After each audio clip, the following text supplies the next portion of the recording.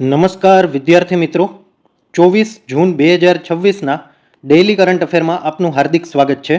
મિત્રો, છેલ્લે સુધી જોડાયેલા રહેજો જેથી કરીને એક પણ અગત્યનો ટોપિક આપનાથી મિસ ન થઈ જાય. હવે મિત્રો, ક્વેશ્ચન નંબર 1.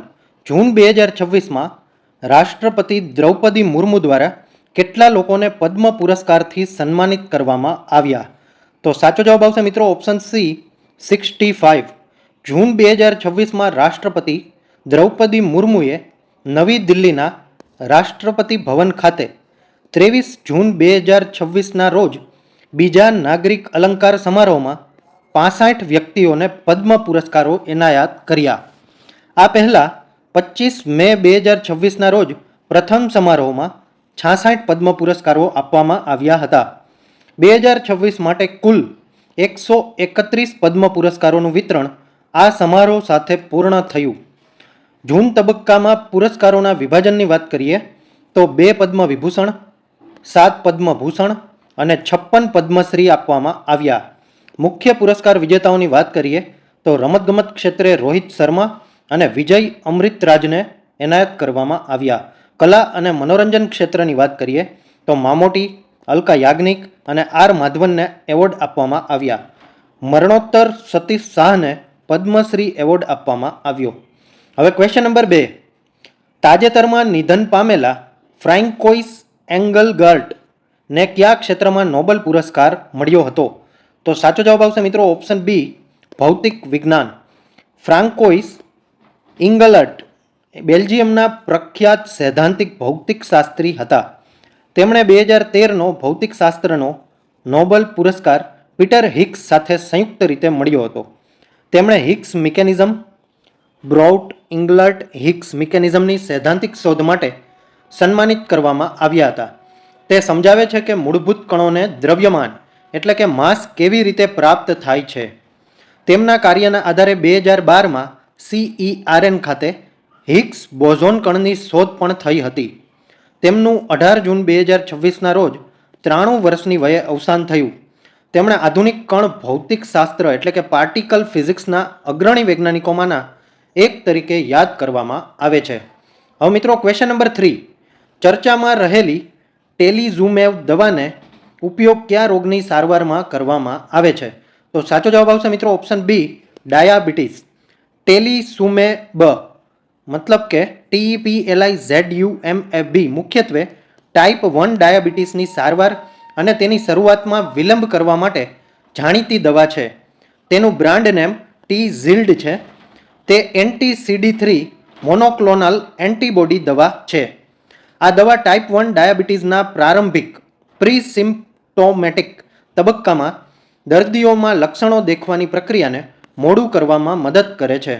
સ્પર્ધાત્મક પરીક્ષાઓ માટે ટેલિઝુમેબ ટાઈપ 1 ડાયાબિટીસ માટેની દવા ઘણી વખત પૂછવામાં આવ્યું છે. હવે મિત્રો, ક્વેશ્ચન નંબર 4. ભારતનો પ્રથમ 3D printed artificial reef module કયા રાજ્યમાં સ્થાપિત કરવામાં આવશે? તો સાચો જવાબ આવશે મિત્રો ઓપ્શન સી, તમિલનાડુ. ભારતનું પ્રથમ 3D પ્રિન્ટેડ કૃત્રિમ રીફ મોડ્યુલ તમિલનાડુમાં સ્થાપિત કરવામાં આવી રહ્યું છે. આ પ્રોજેક્ટ જૂન 2026માં રામનાથપુરમ, રામેશ્વર નજીક ગલ્ફ ઓફ મન્નારના દરિયાકાંઠે શરૂ થયો. આ મોડ્યુલોનો વિકાસ ટી વાત્સતા અને ICAR central marine fisheries research institute દ્વારા સંયુક્ત રીતે કરવામાં આવી રહ્યો છે. આના હેતુની વાત કરીએ તો દરિયાઈ પર્યાવરણનું પુનઃસ્થાપન, પ્રવાળ એટલે કે કોરળની વૃદ્ધિનો પ્રોત્સાહન, માછલીઓની સંખ્યામાં વધારો કરવો. દરેક મોડ્યુલનું વજન અંદાજે 1 ટન છે. તે લોખંડ વિનાની છિદ્રાળુ સામગ્રીથી બનાવવામાં આવ્યું છે. આ પ્રોજેક્ટ પ્રધાનમંત્રી મત્સ્ય સંપદા યોજના PMMSY તબક્કા 2 હેઠળ અમલમાં મૂકવામાં આવ્યો છે. હવે મિત્રો, ક્વેશ્ચન નંબર 5. તાજેતરમાં GI ટેગ મેળવનારા બેલમ ખીરા કયા રાજ્ય સાથે સંબંધિત છે? તો સાચો જવાબ આવશે મિત્રો ઓપ્શન બી, મધ્યપ્રદેશ. બેલમ ખીરા મધ્યપ્રદેશનું વિશિષ્ટ કૃષિ ઉત્પાદન છે. 13 જૂન 2026ના રોજ તેને GI ટેગ એટલે કે જિયોગ્રાફિકલ ઇન્ડિકેશન આપવામાં આવ્યું. તેનું મુખ્ય ઉત્પાદન રતલામ જિલ્લાના સૈલાના વિસ્તારમાં સ્થાનિક અને આદિવાસી ખેડૂતો દ્વારા કરવામાં આવે છે. તેનો મધ્યપ્રદેશના અન્ય 11 કૃષિ ઉત્પાદનો સાથે GI પ્રમાણપત્ર મળ્યું છે. જીઆઈ ટેગનું મહત્વ એ છે કે પરંપરાગત ખેતી પદ્ધતિનું સંરક્ષણ કરવું, આંતરરાષ્ટ્રીય ઓળખ મેળે અને સ્થાનિક અને આદિવાસી ખેડૂતોને વધુ સારું બજાર મૂલ્ય મળી રહેશે. હવે મિત્રો ક્વેશ્ચન નંબર 6, ફિફા વર્લ્ડ કપના ઇતિહાસમાં સૌથી વધુ ગોલ કરનાર ખેલાડી કોણ બન્યા? તો સાચો જવાબ આવશે મિત્રો option C, Lionel Messi. Lionel Messi FIFA world cup ઇતિહાસના સર્વાધિક ગોલ કરનાર ખેલાડી બન્યા છે. 2026 ફિફા વર્લ્ડ કપ દરમિયાન તેમણે કુલ 18 ગોલ કરીને મિરોસ્લાવ ક્લોસે, જેમના 16 ગોલ છે, એનો રેકોર્ડ તોડી દીધો છે. તેમણે માલ્ટા 17 ગોલને પાછળ છોડીને પુરુષ અને મહિલા બંને વર્લ્ડ કપમાં સર્વાધિક ગોલ કરનાર ખેલાડી બનવાનો રેકોર્ડ બનાવ્યો છે. 2026 વર્લ્ડ કપમાં મેસી 6 અલગ અલગ વર્લ્ડ કપ 2006થી 26 રમનારા પ્રથમ પુરુષ ખેલાડી બની ગયા છે.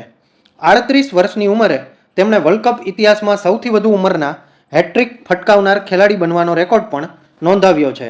ટોપ વર્લ્ડ કપ ગોલ સ્કોરર્સની વાત કરીએ તો પહેલા નંબરે લિયોનલ મેસી, જેઓ આર્જેન્ટિનાના છે, 18 ગોલ. માલ્ટા, બ્રાઝિલ, 17 ગોલ. ત્રીજા નંબરે મિરોસ્લાવ ક્લોસે, જર્મની, 16 ગોલ. ચોથા નંબરે કિલિયાન મબાપ્પે, ફ્રાન્સના છે, 16 ગોલ સાથે. હવે મિત્રો ક્વેશ્ચન નંબર 7, ભારતીય કોસ્ટગાર્ડમાં સામેલ પ્રથમ સ્વદેશી અને એર કુશન વ્હીકલ H561નું નિર્માણ કઈ કંપનીએ કર્યું? તો સાચો જવાબ આવશે મિત્રો option D, Chogle and company private limited. હવે મિત્રો ભારતનું પ્રથમ સ્વદેશી air cushion vehicle ACV H561 Chogle and company private limited દ્વારા બનાવવામાં આવ્યું. તેનું નિર્માણ ગોવાના રસાઈ શિપયાર્ડ ખાતે થયું. 18 જૂન 2026ના રોજ તેને ઇન્ડિયન કોસ્ટગાર્ડમાં સામેલ કરવામાં આવ્યું. આ હોવરક્રાફ્ટ રૂપિયા 387.44 કરોડના કરાર હેઠળ બનનારા 6 સ્વદેશી હોવરક્રાફ્ટમાંથી પ્રથમ છે. તેમાં 50%થી વધુ સ્વદેશી ઘટકોનો ઉપયોગ કરવામાં આવ્યો છે. મુખ્ય ક્ષમતાની વાત કરીએ તો મહત્તમ ગતિ 52 નોટ્સ અને ક્ષમતા 42 કર્મચારીઓ પ્લસ 8 ટન પેલોડ. તેનું તૈનાત સ્થળ હલ્દિયા રહેશે, જ્યાં તે છીછરા નદી અને ડેલ્ટા વિસ્તારોમાં સુરક્ષા કામગીરી માટે ઉપયોગમાં લેવામાં આવશે. હવે મિત્રો ક્વેશ્ચન નંબર 8, CPCL ભારતની કઈ નવરત્ન કંપની બની? તો સાચો જવાબ આવશે મિત્રો ઓપ્શન ડી, 28મી. હવે મિત્રો Chennai petroleum corporation limited CPCL ભારતની 28મી નવરત્ન કંપની બની. 19 જૂન 2026ના રોજ ડિપાર્ટમેન્ટ ઓફ પબ્લિક એન્ટરપ્રાઇઝીસ દ્વારા નવરત્નનો દરજ્જો આપવામાં આવ્યો. અગાઉ CPCL પાસે મિની રત્ન કેટેગરી 1નો દરજ્જો હતો. હવે મિત્રો 25-26માં કંપનીઓ 3062 કરોડનો ચોખ્ખો નફો નોંધાવ્યો, 59,400 કરોડનું ટર્નઓવર હાંસલ કર્યું અને 11.71 મિલિયન મેટ્રિક ટન ક્રૂડ ઓઇલનું પ્રોસેસિંગ પણ કર્યું. નવરત્ન દરજ્જાના લાભની વાત કરીએ તો સરકારની પૂર્વ મંજૂરી વિના 1000 કરોડ અથવા નેટવર્થના 15% સુધી રોકાણ કરી શકે છે. વિદેશમાં સહાયક કંપનીઓ સંયુક્ત સાહસો અને ટેકનોલોજી ભાગીદારી પણ સ્થાપી શકે છે. હવે મિત્રો ક્વેશ્ચન નંબર 9, વિશ્વનો સૌથી મોટો શિપ રિસાયકલિંગ કરનાર દેશ કયો બન્યો? તો સાચો જવાબ આવશે મિત્રો ઓપ્શન સી, ભારત. ઇન્ડિયા વિશ્વનું સૌથી મોટું જહાજ રિસાયકલિંગ કરનાર દેશ બની ગયું છે. United Nations Conference on Trade and Development UNCTADના 22 જૂન 2026ના અહેવાલ મુજબ ભારતનો વૈશ્વિક બજાર હિસ્સો 35.4% રહ્યો. ભારતે મેરીટાઈમ ઇન્ડિયા વિઝન MIV 2030નું લક્ષ્ય 5 વર્ષ પહેલાં જ હાંસલ કર્યું. ભારતે 2.99 મિલિયન ગ્રોસ ટન જહાજોનું રિસાયકલિંગ કર્યું, જે અગાઉના વર્ષ કરતાં 60% વધારે છે. અલંગ સોસિયા શિપ રિસાયકલિંગ યાર્ડમાં ભારતમાં કુલ 97% જેટલા જહાજ રિસાયકલિંગ કરવામાં આવે છે. સફળતાના મુખ્ય કારણોની વાત કરીએ તો હોંગકોંગ ઇન્ટરનેશનલ કન્વેન્શન HKCના ધોરણોનું પાલન કરવામાં આવ્યું. શિપ રિસાયકલિંગ રેગ્યુલેશન 2026નો પણ અમલ કરવામાં આવ્યો. Ship breaking credit note scheme હેઠળ પ્રોત્સાહન પણ આપવામાં આવ્યું. હવે મિત્રો ક્વેશ્ચન નંબર 10, ઉલ્લાસ પહેલ હેઠળ ભારતનું 6થું સંપૂર્ણ સાક્ષર રાજ્ય કયું બન્યું? તો સાચો જવાબ આવશે મિત્રો ઓપ્શન બી, ઉત્તરાખંડ. ઉત્તરાખંડ ઉલ્લાસ એટલે કે નવ ભારત સાક્ષરતા કાર્યક્રમ હેઠળ ભારતનું 6થું સંપૂર્ણ સાક્ષર રાજ્ય બની ગયું. રાજ્યએ જૂન 2026માં 98.7% પ્રૌઢ સાક્ષરતા દર હાંસલ કર્યા સંપૂર્ણ સાક્ષરતા રાજ્યનો દરજ્જો મેળવ્યો. ઉલ્લાસ મુજબ 15 વર્ષ અને તેથી વધુ ઉંમરના લોકોમાં 95% અથવા તેથી વધુ સાક્ષરતા દર હોય તો રાજ્યને સંપૂર્ણ સાક્ષર માનવામાં આવે છે. ઉત્તરાખંડનો સાક્ષરતા દર 2023-24માં 83.8%થી વધીને 98.7% થયો. ઉત્તરાખંડ પહેલાં મિઝોરમ, ગોવા, ત્રિપુરા, હિમાચલ પ્રદેશ અને સિક્કિમ સંપૂર્ણ સાક્ષર રાજ્ય બન્યા. લદ્દાખ ઉલ્લાસ હેઠળ સંપૂર્ણ સાક્ષર જાહેર થયેલું પ્રથમ કેન્દ્ર શાસિત પ્રદેશ છે. હવે મિત્રો ક્વેશ્ચન નંબર 11. કયા રાજ્ય ભૂતપૂર્વ સૈનિકોને એટલે કે ભૂતપૂર્વ અગ્નિવીરોને ક્લાસ 3 સરકારી જગ્યાઓ પર સીધી ભરતીમાં 20% અનામત આપવાની જાહેરાત કરી? તો સાચો જવાબ આવશે મિત્રો ઓપ્શન સી, ગુજરાત. હવે મિત્રો ગુજરાત સરકારે પૂર્વ અગ્નિવીરો એક્સ અગ્નિવીર્સ માટે વર્ગ 3ની સરકારી ભરતીમાં 20% અનામતની જાહેરાત કરી.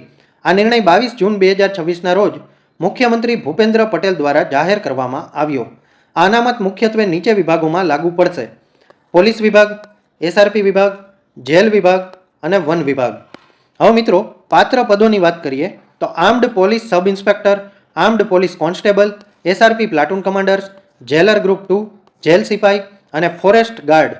પૂર્વ અગ્નિવીરોને શારીરિક કાર્યક્ષમતા પરીક્ષા ફિઝિકલ એફિશિયન્સી ટેસ્ટમાંથી મુક્તિ આપવામાં આવશે. ઉંમર મર્યાદા 3 વર્ષની છૂટ મળશે, જ્યારે પ્રથમ અગ્નિવીર બેચ માટે 5 વર્ષની છૂટ આપવામાં આવશે. હવે મિત્રો ક્વેશ્ચન નંબર 12. 23 જૂન 2026ના રોજ રાષ્ટ્રીય વીમા દિવસની કઈ આવૃત્તિ ઉજવવામાં આવી? તો સાચો જવાબ આવશે મિત્રો ઓપ્શન સી, 65મી. 65મો રાષ્ટ્રીય વીમા દિવસ 23 જૂન 2026ના રોજ ઉજવવામાં આવ્યો.